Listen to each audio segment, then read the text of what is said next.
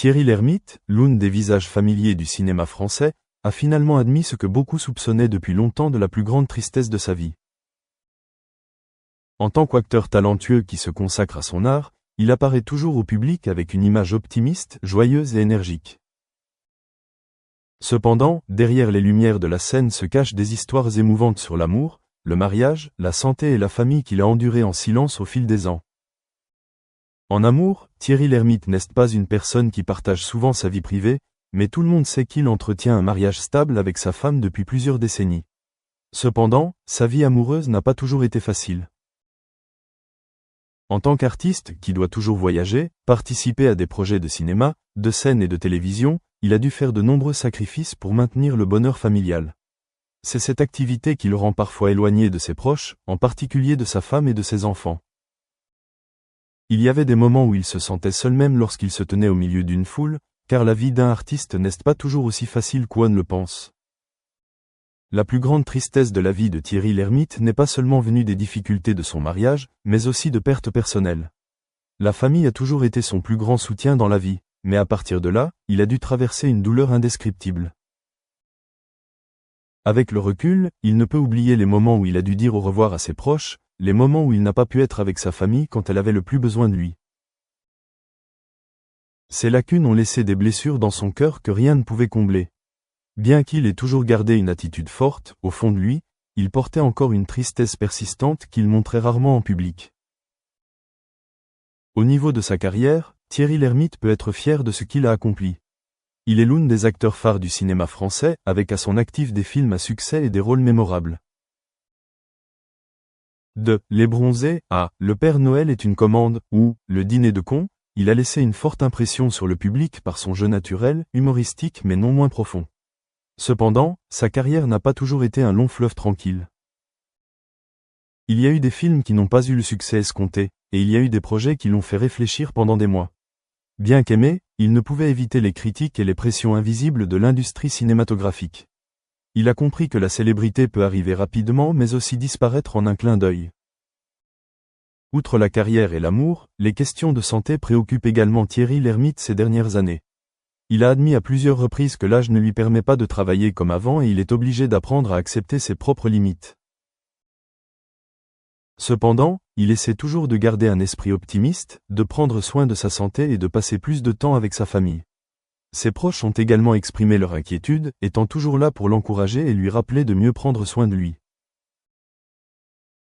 Aujourd'hui, après avoir traversé de nombreux hauts et bas dans la vie, Thierry Lhermitte comprend peu à peu que le bonheur ne réside pas dans la célébrité ou le succès retentissant, mais dans des moments simples en famille, des conversations avec des amis, ou tout simplement des moments de vivre pleinement sa passion.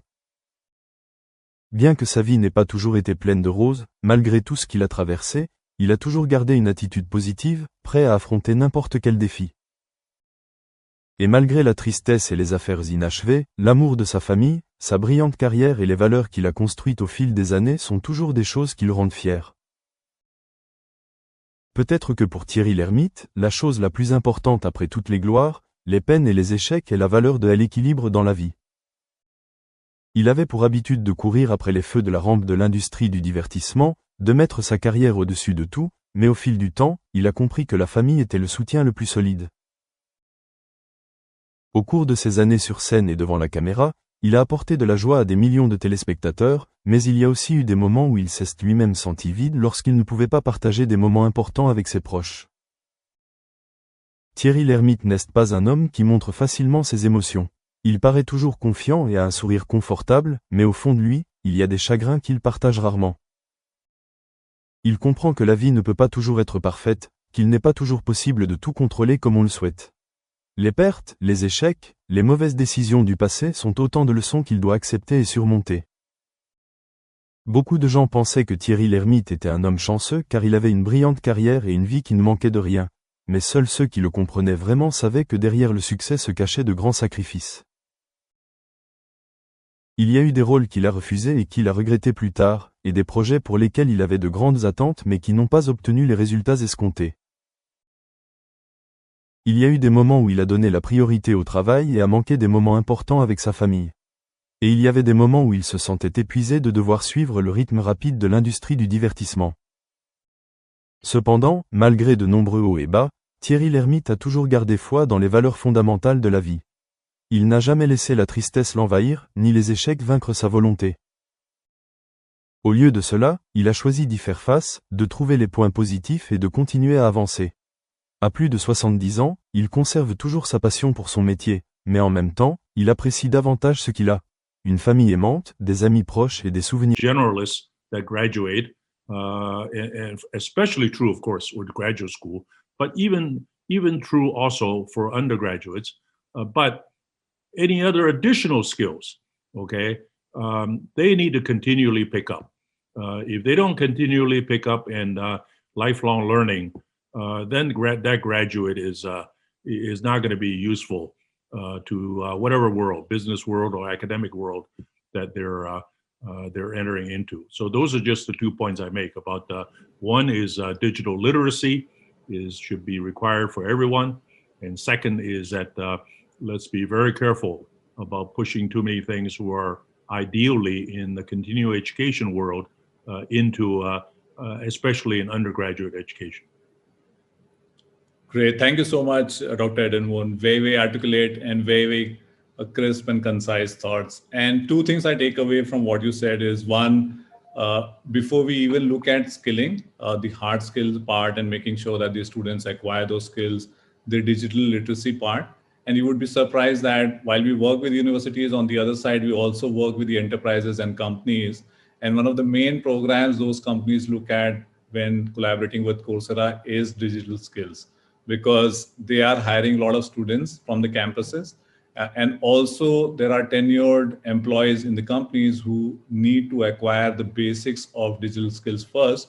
And that's why across the companies, we run large programs of digital literacy first, and then helping the employees to upskill and reskill so that they can perform their current role much better. So that's one which I completely agree with you. And you stole my words, which I had thought of sharing later. And the other thing was is being continuously able to upgrade yourself, right? That talks about having a agile mindset, because we have seen that average age of a technical skills or a hard skill right now is 2.5 years. And that's why it's important that you keep learning something which is ever changing. The other thing that we just wanted to quickly share with you and get your perspective on was, initially we talked about how do you keep a track of the skills which are needed. Second, then why is it important for the students to acquire digital skills? And then what are some of the challenges that you're currently facing in building those digital skills? But the other thing, and maybe the last portion of our discussion today, is going back to the topic that we started with, is the industry collaboration.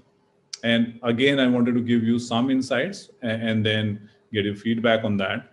Is when we talk to the universities, and as we are listening to some of the panelists say here today, is that since the skills are ever changing, how do you get a real-time view of what